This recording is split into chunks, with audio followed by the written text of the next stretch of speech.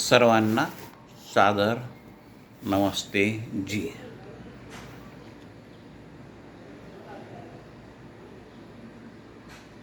काही व्यक्तींच्या सोबत आपण काही क्षण दिवस घालवतो,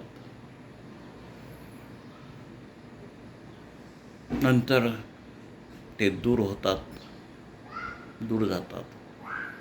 आपण काही असतात असे कारण आपण दूर होतो,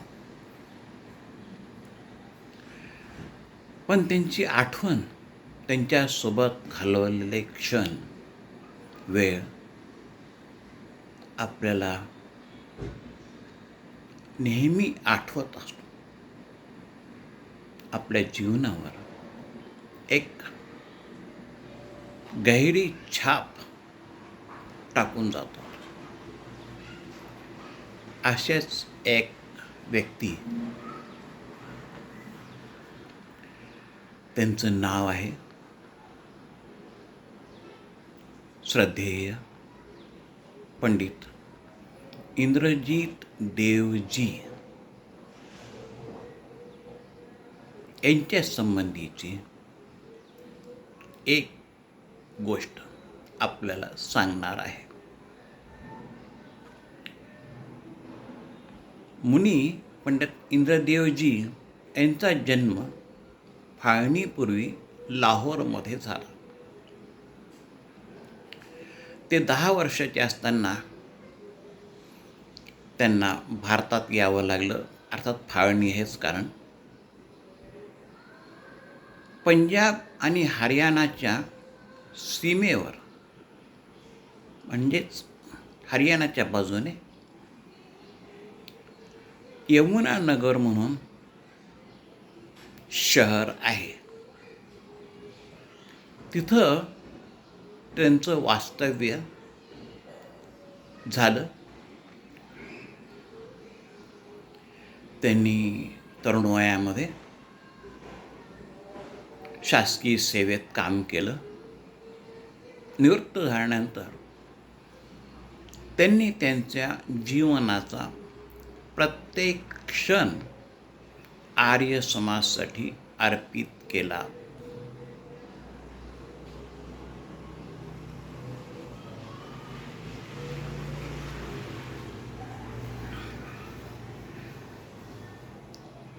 परमेश्वराच्या कृपेने आणि डॉक्टर ब्रह्ममुनीजी वानप्रस्थ आणि डॉक्टर नयनकुमारजी आचार्य यांच्याही आशीर्वादाने मला त्यांच्यासोबत 10 दिवस राहण्याचा सुयोग आला.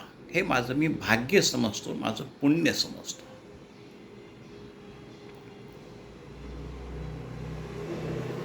त्यानंतर मी जरी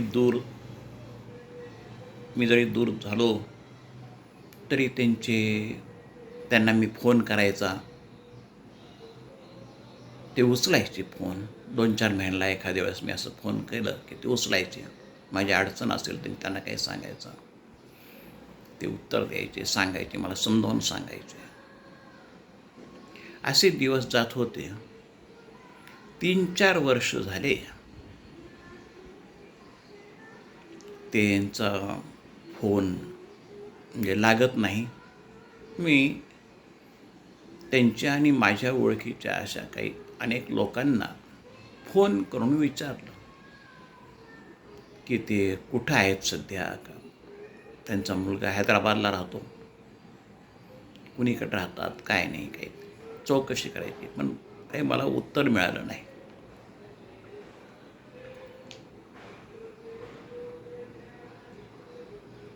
त्यांची माझी भेट सुमारे 12 वर्षापूर्वी झाली होती.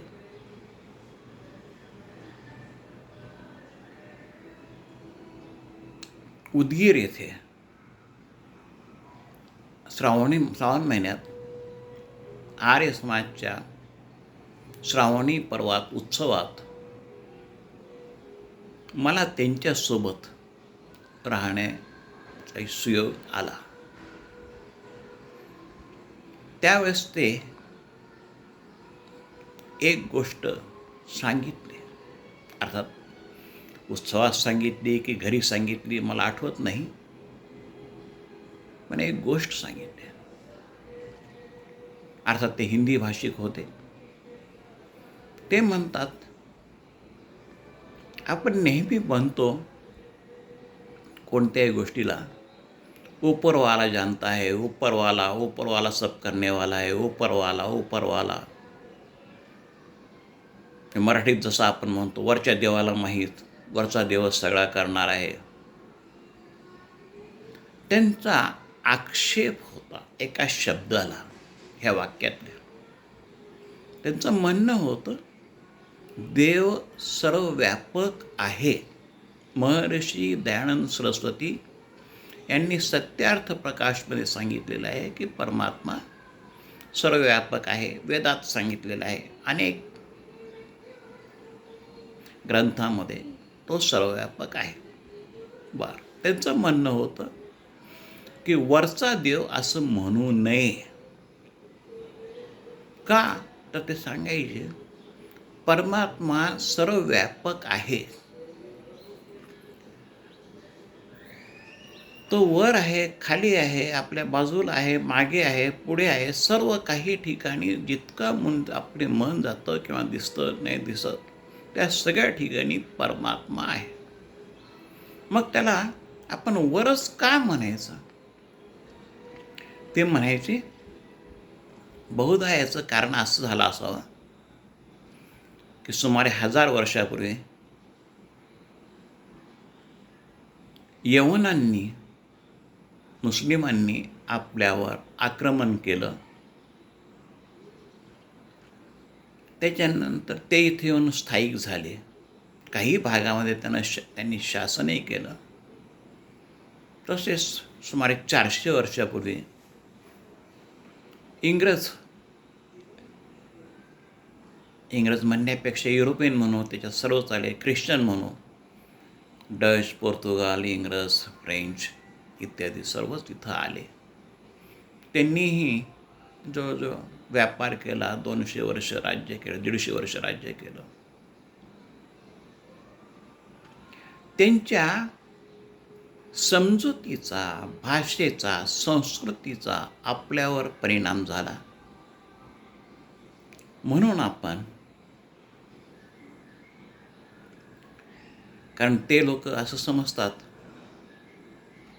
की महर्षी दयानंद सरस्वतींनीच लिहून ठेवलं आहे सत्यार्थ प्रकाशमध्ये की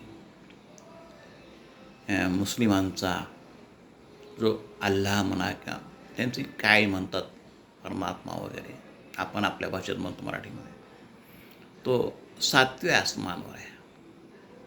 आणि इंग्रजांचं जे ख्रिश्चन मिशनरी इथं प्रचारक आले होते, त्यांचं म्हणणं असं आहे की 4थ्या आसमानावर आहे. म्हणजे ते आकाशाच्या काही टप्पे सांगतात, त्या टप्प्या किंवा घड्यामध्ये ते 7वं आसमान, 4थं आसमान असं ते म्हणतात.